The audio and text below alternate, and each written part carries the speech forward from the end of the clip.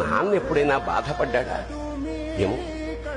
ఇద్దరూ సమానమే అయినా పిల్లల ప్రేమను పొందడంలో తరతరాలుగా నాన్నెందుకో వెనకబడ్డాడు. అమ్మకి మాకు బీరువా నిండా రంగురంగుల చీరలు బట్టలు, నాన్న బట్టలకు దండెం కూడా నిండదు. తనని తాను పట్టించుకోవడం రాని నాన్న